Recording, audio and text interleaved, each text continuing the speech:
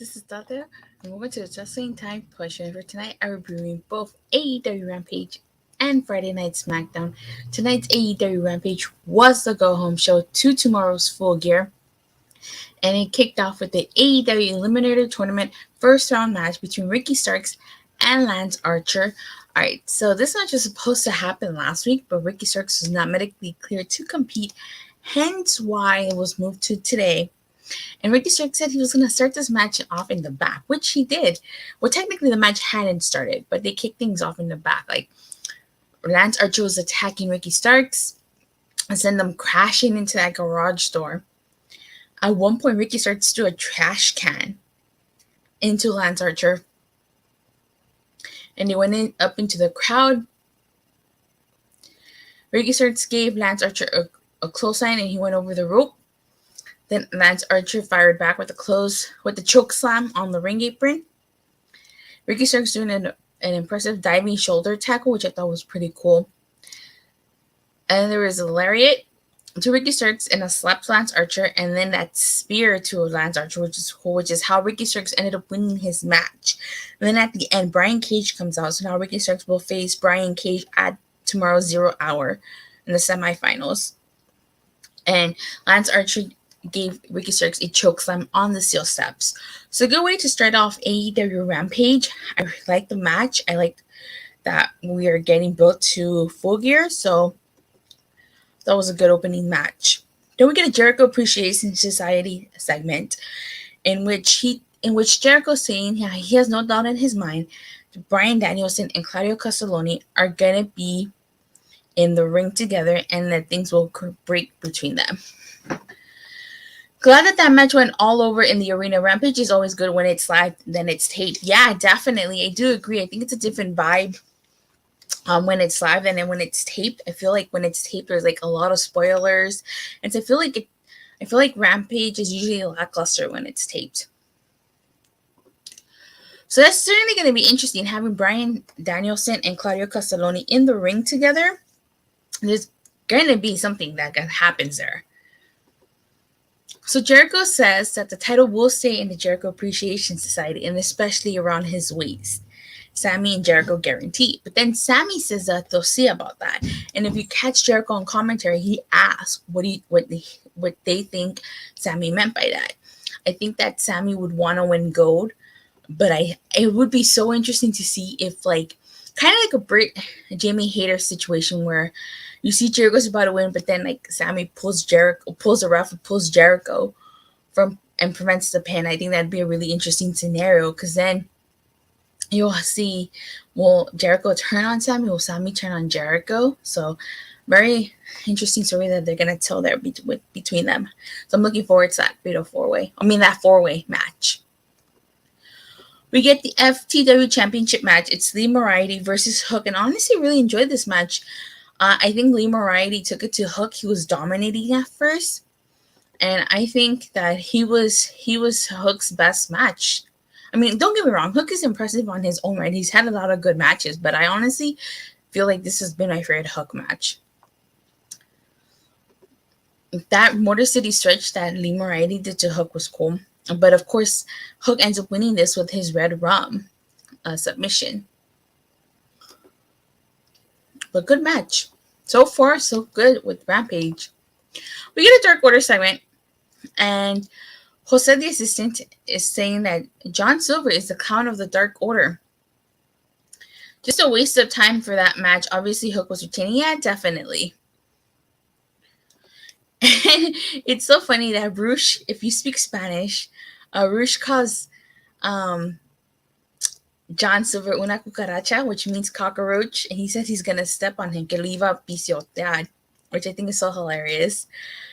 But one interesting thing that I have to say that I noticed here was when John Silver says that it'll be the two of them, Preston 10 advances us two, and he kind of walks away.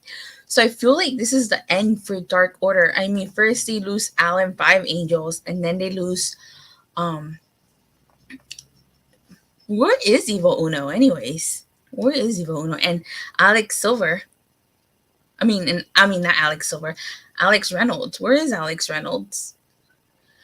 So I was saying, first they lose Allen Five Angels, and then they lose Stu Grayson, and then they lost Anna Jay and Ty Mello. So I feel like Dark Order is done. And it's such a shame that they didn't really do anything with Dark Order. And Dark Order could have been a legitimate stable. They could have been tag champs, but it's such a shame they never did anything with the Dark Order. Then they had Madison Rayne versus Athena. And Athena was just beating the tar out of Madison Rayne here. Like, she sent her into the railing. And if you were paying attention to commentary, I don't know how much of you guys pay attention to sometimes what Chris Jericho says, but he called Athena a lunatic fringe, which was John Moxley's former nickname in the WWE back when he was Dean Ambrose.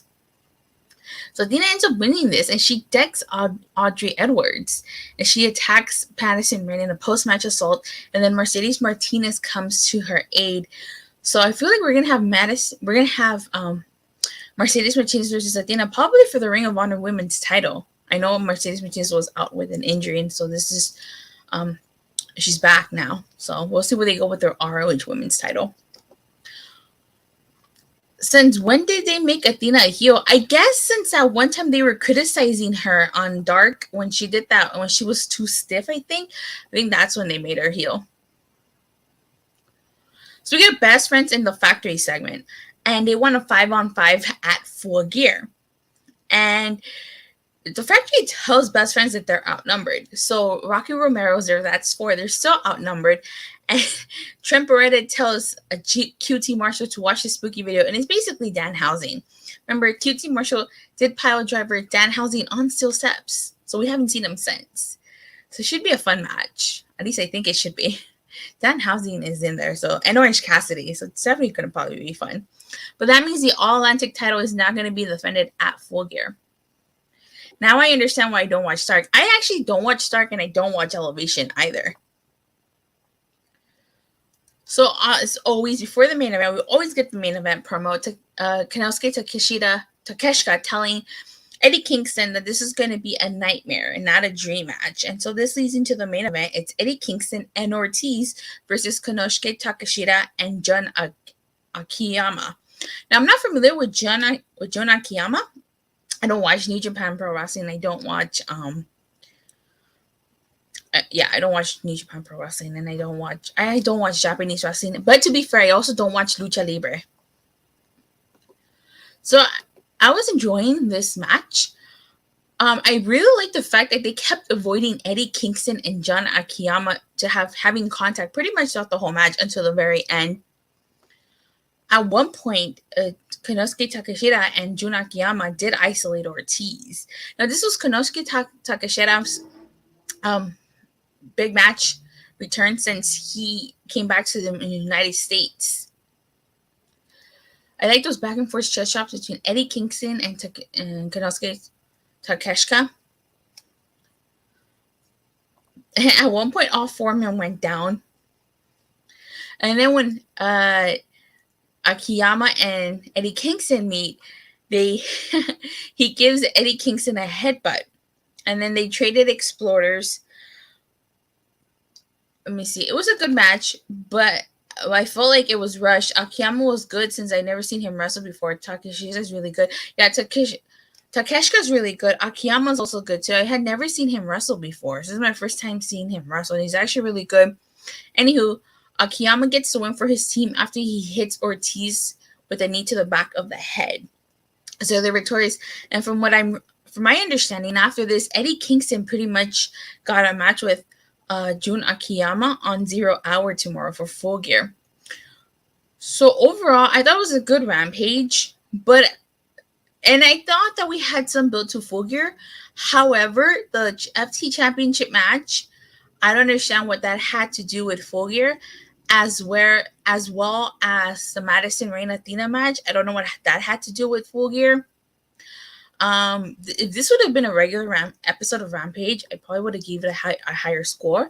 But because this is supposed to be the go-home show to Full Gear, and we are building to Full Gear, I cannot give this a high score just because there are some things in here that really had nothing to do with Full Gear. So I'm going to give this a 7 out of 10. I thought it was a good show, but not every match on here had to do with the build for Full Gear. And speaking of Rampage, next week's episode of Rampage is actually going to be on at 4 p.m., 7 Eastern, 4 p.m. Pacific. It's going to be really interesting to see how Rampage fares going first against SmackDown. I know in the past when Rampage has gone first against SmackDown, before SmackDown, Rampage was usually the better show. But now that, mind you, that was in the Vince McMahon era. But now that Triple H is running things and SmackDown has gotten better, it's going to be very interesting to see how Rampage fares going first. 4 out of 10 show for Rampage, really okay. Going before SmackDown, so definitely it's going to be interesting to next Friday, which is a fall off from Full Gear. Okay, so now I'm going to talk about, I'll be missing both shows next week. Oh, really? So now I'm going to talk about everyone's favorite Friday night show, Friday Night SmackDown. Okay, so we kick things off. Actually, we're building 2 Survivor Series, which is next Saturday, actually. So we have pretty much the Bloodline. It's going to be the Bloodline versus the Brawling Brutes and Drew McIntyre. And we were waiting on who the 5th man was going to be. Now, there was a lot of speculation that it was going to be Kevin Owens, but Kevin Owens did suffer an injury at a house show. According to the Wrestling Observer's Dave Meltzer, Owens had suffered a MCL sprain in his right knee after coming down awkwardly on his leg during a matchup against Austin Theory. The untelevised match took place during a live house show at the Allegiant Energy Center in Madison, Wisconsin.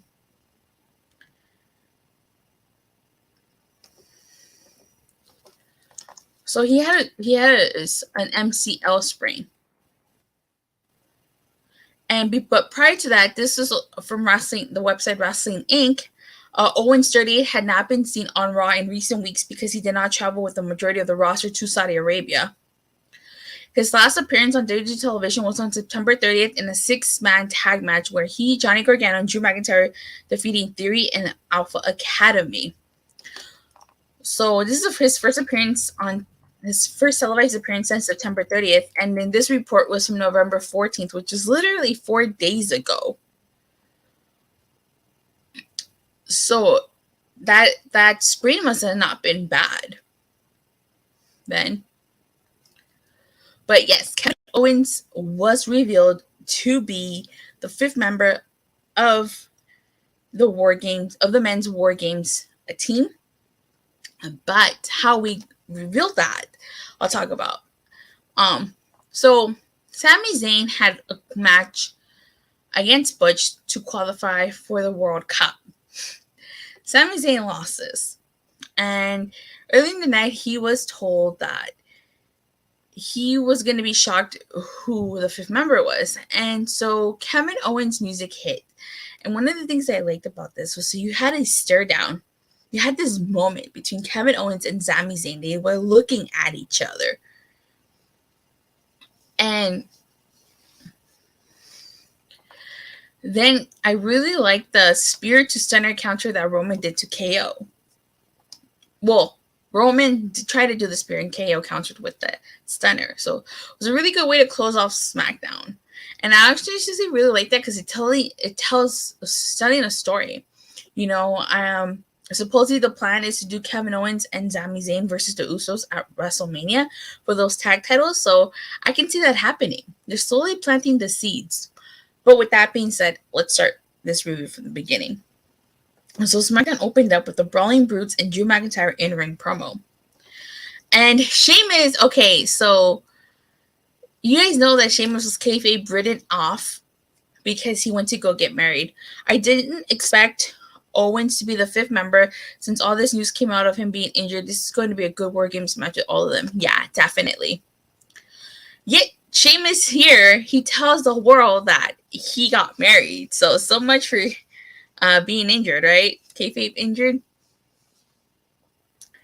So McIntyre says he's going to go to war. He wants to go to war with his brother. And Ridge Holland basically says that this is war games. Sami Zayn comes out, and he says that they don't care who the fifth guy is. He's feeling pretty Usi, and he's his master strategist. He's Usi in the sky with diamonds. And he's the honorary Us. He doesn't do guarantees, but he will put his name on this one. He guarantees the Bloodline will win this, and he's going to give Butch a taste of what to expect at Survivor Series. And so that's when they tell him that. So he will crap his pants when he finds out the fifth member of their team. So what this opening promo does is that it sets up the main event, and it also sets up a mystery reveal at the end for the fifth member. So the first opening contest is the World Cup first round match. It is Mustafa Ali versus Ricochet, which was actually not a bad match. It was actually a surprisingly really good match. Now, Ali is all bandaged up on the ribs because, remember, that Bobby Lashley beat the tar out of him on Raw.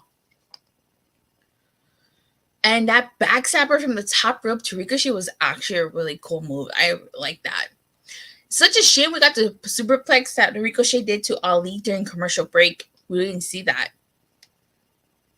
The Hurricanrana was a pretty cool spot on there. That full Nelson suplex and then a clothesline to Ali, followed by the moonsault, was impressive. And then Ricochet ended up being victorious after hitting the shooting star press. So Ricochet was won here. And I have to say, Mustafa Ali looked really good in this match. He did not look like a jobber. But I honestly don't know how what good it did Ricochet to win, because he's going to face Braun Strowman next week in the semifinals. So we'll see how long that lasts. We get a quick Bloodline segment. And Jay was getting mad at Sami Zayn for speaking for the Bloodline and guaranteeing victory. A lot of awesome spots both guys did. Yeah, that's true. They did a really lot of awesome spots. See, Ali needs to be showcased like that more often instead of being showcased as a jobber. And Jimmy tells them to get it together. They don't know who the fifth member is, and the Roman is coming in. And like him and Sami Zayn do their usual handshake, and Jey Uso's trying really hard not to laugh. Like you can kind of see him turn to the side when they do that. Like Sami Zayn's always trying to get the Bloodline to break characters, where Mustafa Ali can enjoy catering again. So afterwards, you get a New Day segment, a New Day interview, I should say, and that they're hurt because they lost their record. Now, again, not to take anything away from the New Day certainly deserve that record of longest reigning tag team champions, but let's not forget that the only reason that New Day even surpassed that record in the first place was because at that time, Demolition was suing WWE and Vince McMahon was just being petty. So in the middle of this interview, Imperium interrupts, and they call Gunter the goofy-looking guy from the Addams Family, referring to Lurch and his signature phrase, "You rang," which is hilarious. I actually like that a little bit. We get a Madcap Moss segment. He's like working out, and Emma, his real-life girlfriend, approaches him, and she says that it's been 3 weeks since the Kross jacket, and she tells him to use his speed against Karrion Kross. This leads into Madcap Moss versus Karrion Kross. And this match, even though Madcap Moss came at Karrion Kross, it wasn't enough. He put him in the Kross jacket, and at one point, Madcap Moss did get escape, but he put him right back in that Kross jacket, and Karrion Kross ended up winning this. And at the end, you could see Emma rush to check up on Madcap Moss. And of course, Scarlett played a factor in this match. So what's interesting to me is that you had that little spot where Emma's just looking at like Scarlett and at Karrion. I didn't even know Moss and Emma were dating. You didn't know? Yeah, they're dating. They're dating. So this leads me to believe that we might get some type of mixed tag match. Maybe we might get Madcap Moss and Emma versus Karrion Kross and Scarlett. Or hell, we might even get a one-on-one match between Emma and Scarlett. Who knows? But it seems to me like they're teasing something, you know. And like I said last time, I wouldn't mind a romance storyline as long as it made sense and it's not cringy. So we'll see. But, hopefully Emma and Madcap Moss can translate their relationship, their real life relationship on TV. A lot of couples have trouble translating their off-screen chemistry on screen. So you have a Bray Wyatt promo, and he starts talking about how his name is Bray Wyatt, and lately he's realized he's been conditioned to be a certain way, and that fear is respect, and that he looks at the path that he's left behind him.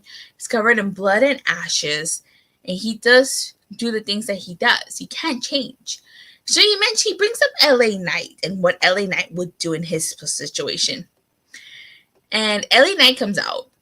And you guys remember last week, Bray Wyatt and LA Knight had that confrontation where Bray Wyatt headbutted LA Knight.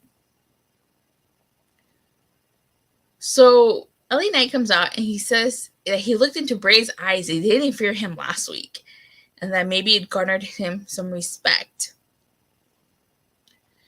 He says that respect is more valuable than $1, and that no one has ever understood LA Knight like Bray has understood him. This is where LA Knight messed up. LA Knight slapped Bray Wyatt and says that he apologized. He says he accepts Bray's apology, and now they're even. And Bray, you can tell Bray is like not happy about this, and like he's gonna give LA Knight one more chance. Because he tells him that there's a lot that he wants to do to him. And he offers his hand, and LA Knight slaps him again. So, very curious to see this match and this feud between them. And I know what follows is not really like a follow-up segment, but it plays a part. So, after this, the Usos approach Karrion Kross about being the 5th member. He says he's not the 5th member and that he's not a follower, and that when he takes Roman's house, he will show up on his own. But the reason why I bring this up is because if you look really closely right there behind them, you can see that Bray Wyatt was talking to someone. We can't see who Bray Wyatt was talking to, but if you look really closely, he's talking to someone. Someone's hiding behind those like suitcases or whatever they are. So maybe Uncle Howdy? Whoever what he was talking to ended up doing this to LA Knight. So we get actually after that was Shotzi versus Shayna Baszler, but I'm going to talk about LA Knight segment because that plays more into what happened. So LA Knight says he's not afraid of Bray Wyatt, and as he's leaving, like you can see like a mask. It's like all dark, and you can see a mask. So somebody was obviously waiting for him, probably Uncle Howdy. And then like when they come back, you see LA Knight's buried under a bunch of equipment. So definitely slapping Bray Wyatt was a mistake on LA Knight's part, but we'll see what that happens. So we get Shotzi versus Shayna Baszler, and Wanda accompanies Shayna to the ring, and she's playing a factor in this match. She keeps distracting Shotzi to allow Shayna Baszler to get the upper hand constantly. So one of the things I thought was odd was like Raquel Rodriguez comes out, and you would think she would go after Ronda, but she kind of just stands there, causes a distraction, and this allows Shotzi to be victorious. I was so surprised Shotzi was victorious here, because I was not expecting that. I was expecting Shayna Baszler to just wipe the floor with her, but that did not happen. So I really like the pairing of Ronda Rousey and Shayna Baszler. I would not mind if they win the women's tag titles and just run through the women's tag team division. And so after this is when we get the LA Knight segment, which again, they found LA Knight buried under a bunch of equipment. Then we get the Imperium versus New Day and Braun Strowman. And I want to see Gunther versus Braun Strowman. And I honestly think Braun Strowman's winning that World Cup tournament because that's the match we're going to get. The one thing I kind of didn't like in this match was that Gunther ran away from Braun Strowman. And Gunther's not to be one that runs away. I know he's usually the dominant one. So I didn't like that he ran away from Braun Strowman. You know, that was just, he could have confronted him. But he ran away a couple of times. I hated how they made Gunther a coward running away. Yeah, exactly. I did not like that because Gunther does not strike me as the type of individual who would run from someone like Braun Strowman. I feel like Gunther would stand up to Braun Strowman and show his power, but I just did not like that. But we got teases. And like another thing I did not like was the finish. Like you had the midnight hour to Kaiser by Xavier Woods, and Gunter attempted to break the pin, but Strowman chased him away. I did not like that at all. And so at the end, Braun Strowman goes to the back. And he says, never take your eyes off the monster. And he's looking forward to the tournament and taking the Intercontinental title. He says Ricochet interrupts and tells Strowman not to look past these flippy wrestlers. So what he's talking about is that on Twitter, Braun Strowman made comments after Crown Jewel in which he targeted flippy wrestlers and grocery baggers. The tweet has since been deleted, but at the time, multiple wrestlers, and this is according to Fightful Select, multiple wrestlers, including WWE's Mustafa Ali and Ricochet, openly threw criticism towards Strowman's way.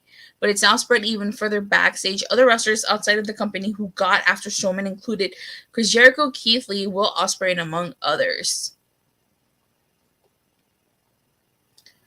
So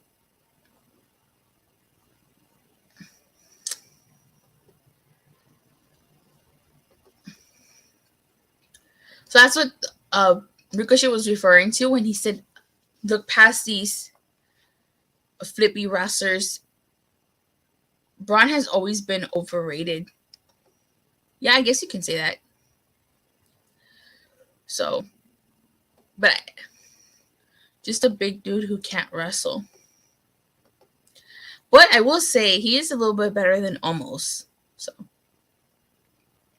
speaking of Omos, we haven't seen Omos since his loss at Crown Jewel. So we get the main event, which is a World Cup first round match. It's Butch versus Sami Zayn. And of course, Butch comes out with the Brawling Brutes and Drew McIntyre. And the Strowman Express is really wild. Yeah, definitely is.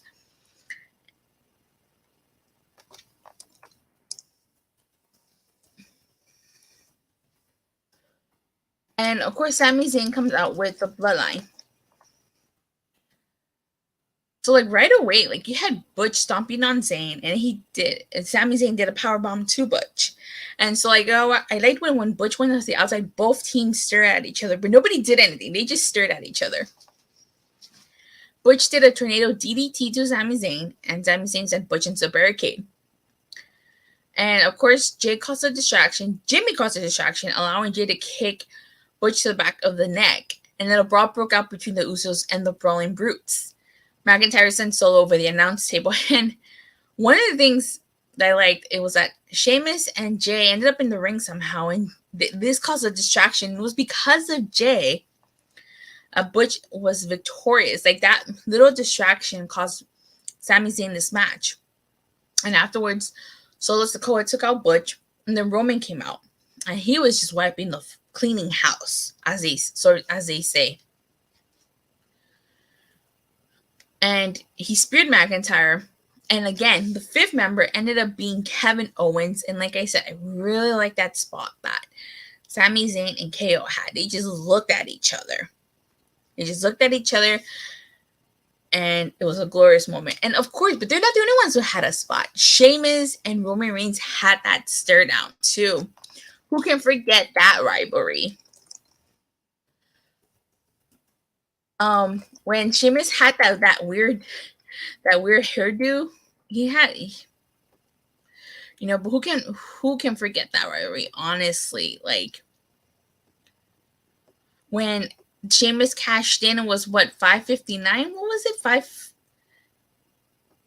515, and it was like it was part when Sheamus was heel and it was aligned with the Authority, and it was just such a storyline. And so at the end, Roman attempts to spear KO, but KO gives him a stunner, which was actually a pretty cool spot, if you ask me.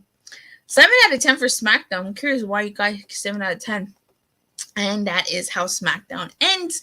We are on the road to Survivor Series. This was not the go-home show, but this was actually a pretty decent show.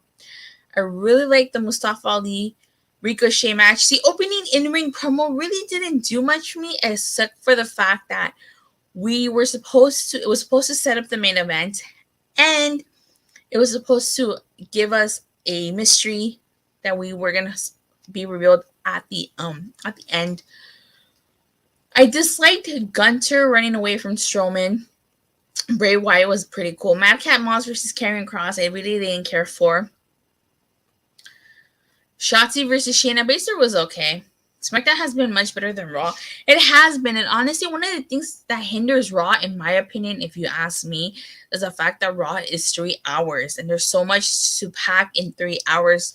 If Raw were 2 hours, it would be so much better, but, USA never wanted that third hour, and the money they make, there's no way Raw's ever going to go back to 2 hours.